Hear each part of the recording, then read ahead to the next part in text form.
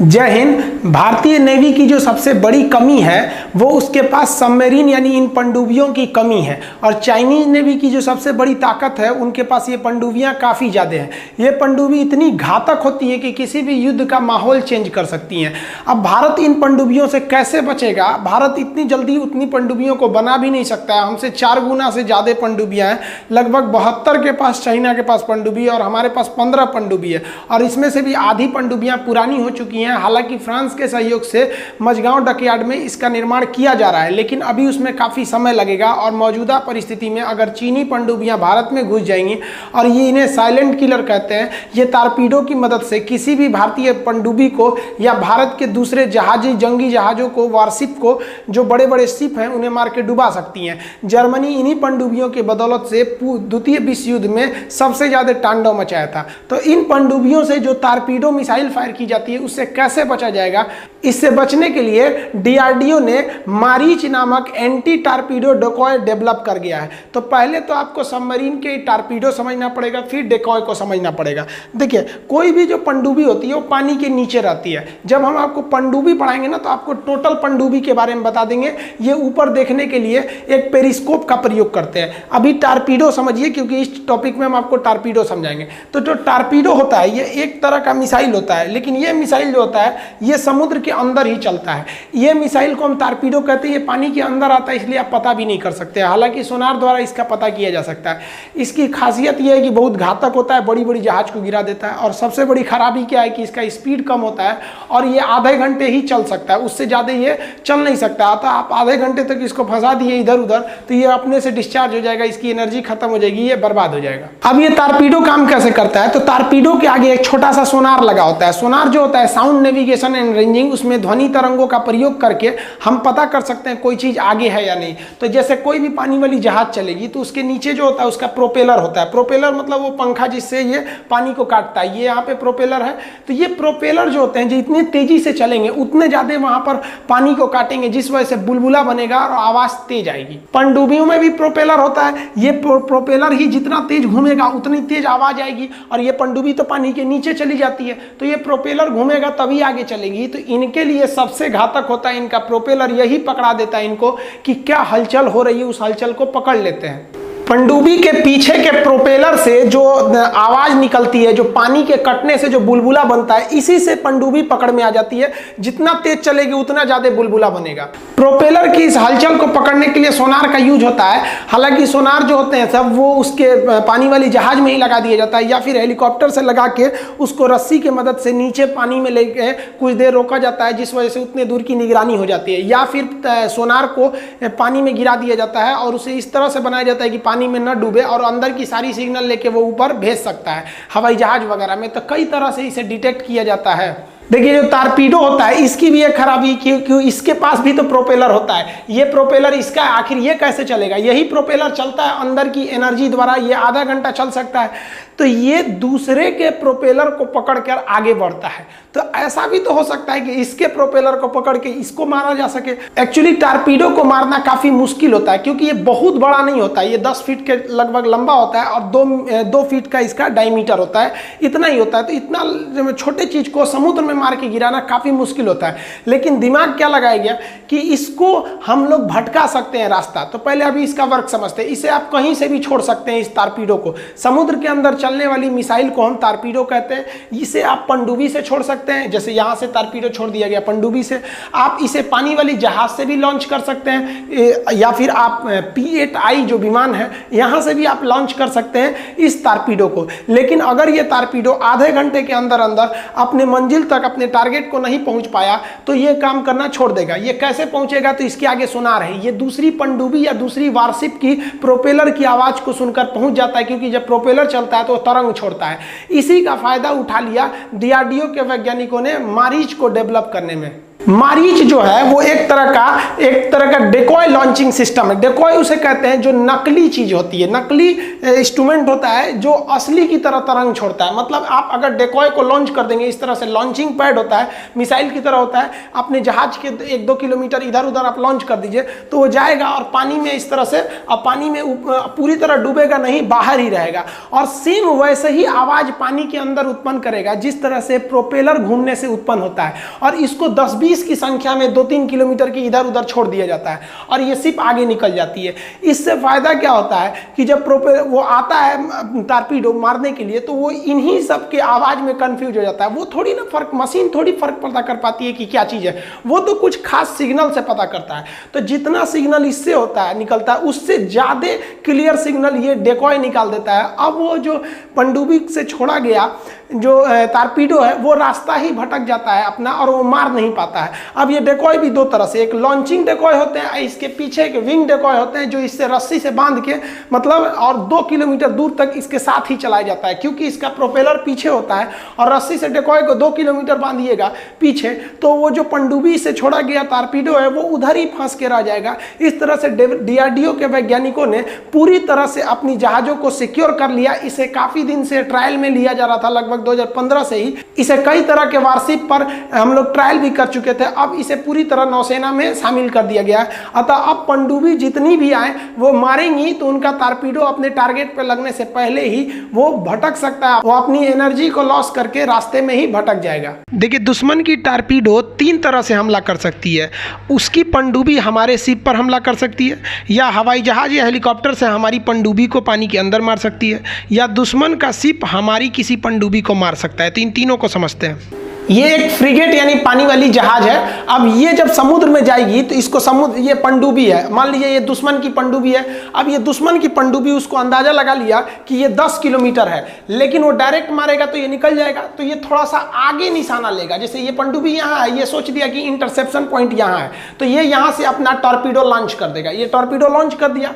अब जैसे ये लॉन्च किया तो इसके ऊपर रडार घूम रहे हैं। ये इतना एरिया में बता, इस रडार का एरिया है। जैसे इस एरिया में आएगा इसको पता चल गया कि हमारे पीछे टारपीडो आ रहा है।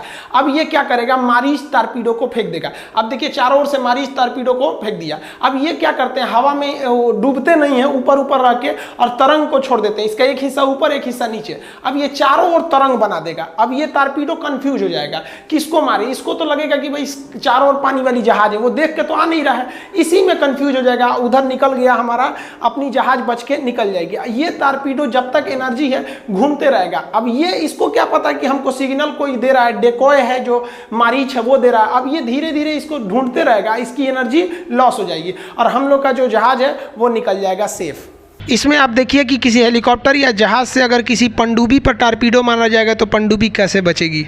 आजकल सर्विलांस बहुत तेज हो गया है, जासूसी। हेलीकॉप्टर से क्या किया जाता है, सोनार को समुद्र में लटका दिया जाता है। वो सोनार जो होते हैं समुद्र में चले जाते हैं और अंदर से सिग्नल भेजने लगते हैं बाहर वाले को। जैसे इसको अभी सिग्नल नहीं मिल रहा है यहाँ पर, लेकिन इसके अंदर जो सोनार है, जैसे जो जहाज से देखिए रस्सी द्वारा, ये हेलीकॉप्टर द्वारा अंदर जा चुका है वो सोनार समुद्र के अंदर जाएगा और पूरी तरह सिग्नल छोड़ने लगेगा।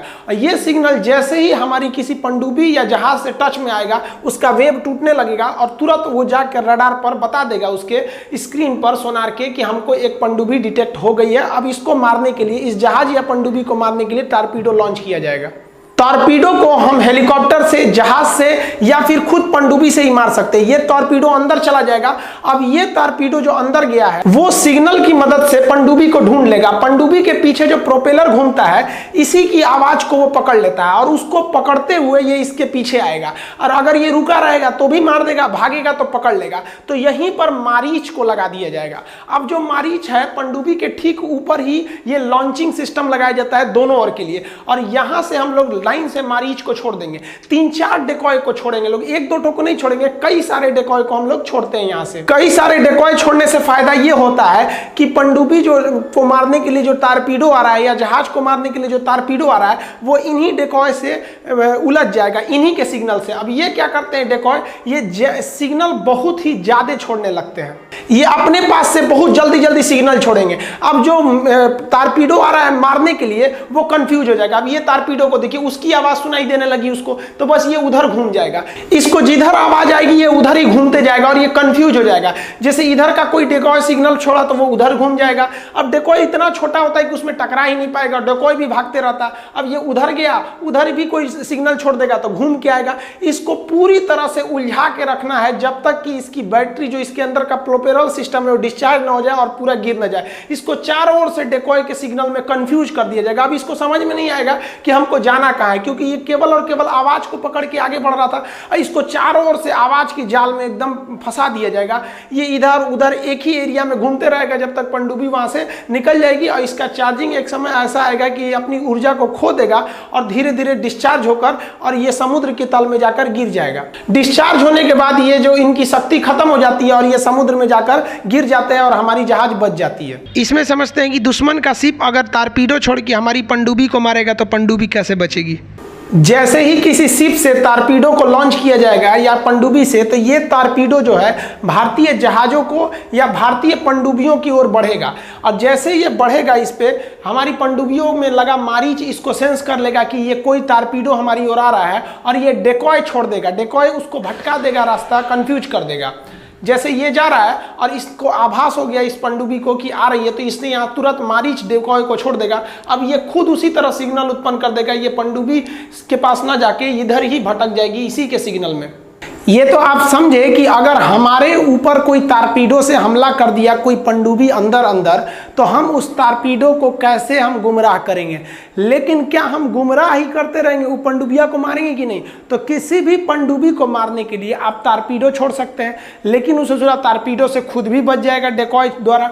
इसीलिए पनडुब्बियों पर अचूक हमला करने के लिए हम लोग डेप्थ चार्ज को भेजते हैं। डेप्थ चार्ज क्या होते हैं, गहराई में जाकर ब्लास्ट करने वाले एक बम होते हैं। पहले इसे हम लोग मैकेनिकली गुलेल की तरह फेंकते थे पनडुब्बियों के पास, लेकिन अब इसका बहुत अच्छा लॉन्चर आ गया है। ये कई सारे डेकॉय डेप्थ चार्ज को एक साथ फेंक सकता है किसी भी डायरेक्शन में, जैसे उसे सोनार द्वारा सिग्नल मिल जाता है। तो ये जैसे नीचे जाता है तो ब्लास्ट करता है। इसके ब्लास्ट से इतना बड़ा झटका होता है कि ऊपर तो हम एक्सप्लोजन को देख सकते हैं, लेकिन मेन झटका अंदर आता है जिससे कि सबमरीन के अंदर की दीवारें टूट जाती हैं और सबमरीन काम करना बंद कर देता है। उसमें दरार पड़ने से पानी भर जाता है और पनडुब्बियां डूब जाती हैं। डेप्थ चार्ज के ब्लास्ट से बहुत ही बड़ा एक्सप्लोजन होता है ऊपर की ओर, लेकिन इसका मेन झटका जो होता है अंदर की पनडुब्बियों पर ही देखा जाता है। हालांकि इसको बाहर से काफी दूर से आप देख सकते हैं जब भी कभी कोई डेप्थ चार्ज एक्सप्लोज करता है तब।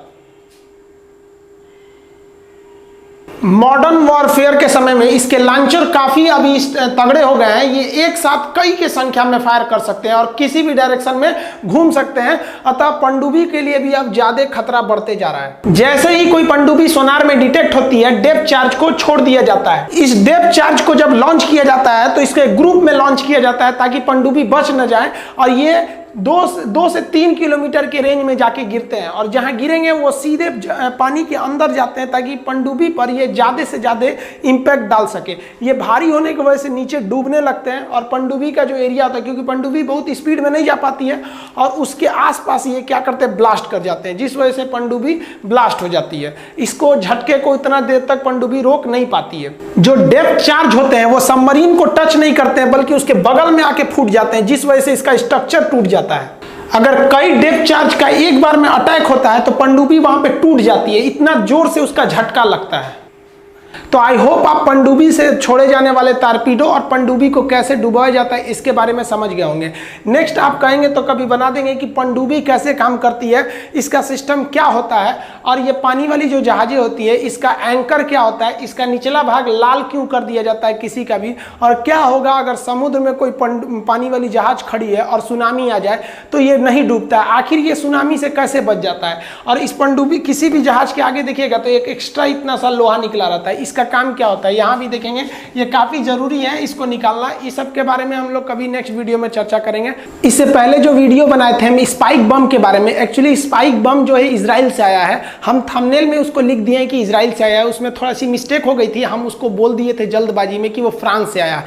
थोड़ी सी मिस्टेक हो गई, बोलने में गलती हो गई। एक्चुअली जब वीडियो अपलोड हो जाता है तो उसमें से कट करना काफी मुश्किल होता है, वो अपलोड होने के बाद हमको ध्यान में आया था, सॉरी इसके लिए। नेक्स्ट टाइम से हम इसका ध्यान रखेंगे। मिलेंगे नेक्स्ट वीडियो में, तब तक के लिए जय हिंद।